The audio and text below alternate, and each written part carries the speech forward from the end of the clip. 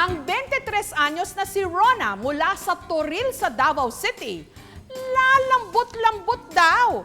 Pero pagdating sa hardcourt, halimaw! May mainit na salpukang magaganap sa basketball court na ito sa Davao City. Ang unang koponan, ang all-male basketball team ng Barangay Toril. Ang kanilang makakalaban, ang PPG, short for Powerpuff Girls. Mukha man silang mga muse sa paliga. Nasa team naman daw nila ang makailang ulit ng naging MVP ng kanilang barangay. Meet Rona, Beshi, pero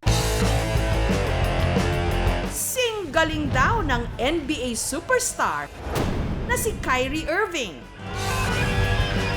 Mahilig ako mag-basketball when I was 10 years old. Naglalaro naman ako ng pambabae like Chinese garter, pero mostly talaga is larong panglalaki talaga. Tatabi ang lahat sa galing niyang mag-Euro step.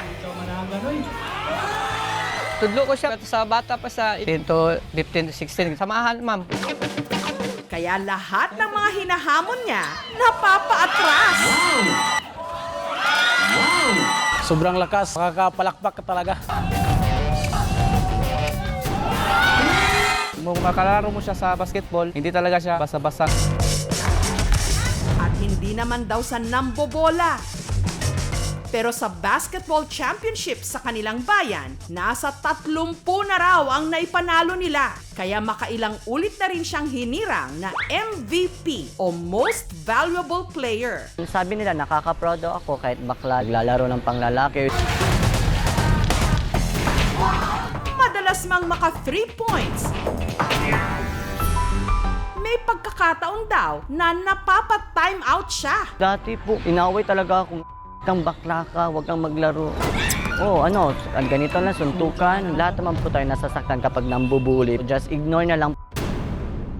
Yung mama ko po kasi, OFWC, hindi niya alam na naglalaro ako. Huwag kang maglaro, baka mag-chancing ka lang, baka mabalik ka pa, wala kang mapala dyan.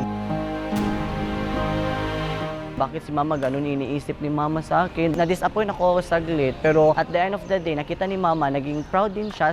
Wow na, ganun ka pala maglaro. Ngunit sa bawat foul na atake, nakahanap naman daw siya ng defense sa kanyang mga kaibigan. Iniimbitahan niya kami na maglaro ng basketball, kaya doon din po kami natutong mag-basketball. Kahit bakla man tayo, kahit kalaban natin mga lalaki, go lang po tayo. Kayang-kaya po natin.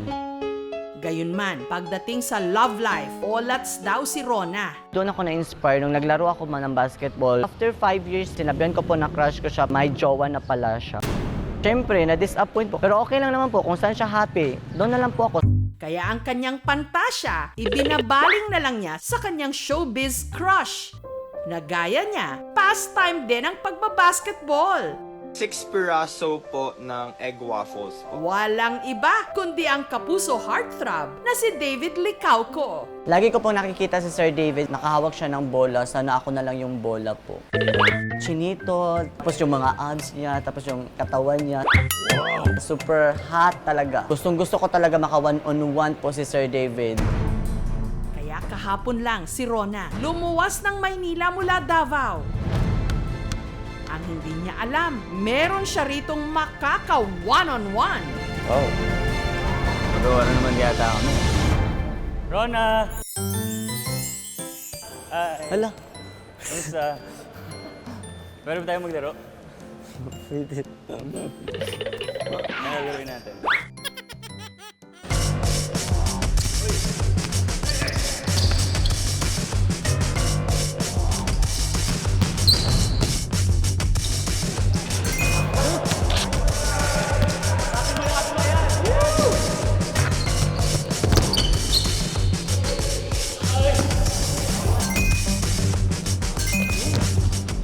Si David, mas pinainit pa ang laro. Hindi na ako nakapaglaro ng maayos, Diyos ko.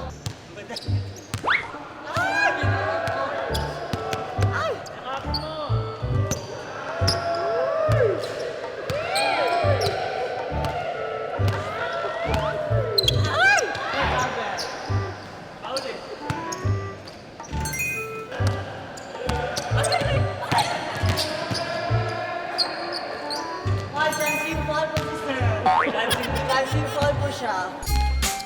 Sa huli, ang nanalo si Rona. Okay lang sa akin kasi at least masaya siya ngayon. Sobrang nagulat ako na ganun siya ka-athletic. First time, ginoo ko. Wala, may regalo ako sa'yo. Para may gagamitin kang bola sa pag-uwi mo sa Davao. Sir, salamat po sa remembrance, sir. Napakasaya ko talaga, sir. Buo na talaga ang buhay ko, sir. Nagpapasalamat ako kay Sir Davis saka sa KMGS po. Thank you po. Ay, mga sir, ginoo ka, sir. Remembrance ko, itago ka sa kwarto ko po, sir. Sa anumang laban, kailanman, hindi dapat nagiging sukatan ang kasarian. Dapat ambag sa lipunan at kakayahan. As long as we follow the rules po, so you can play fair po.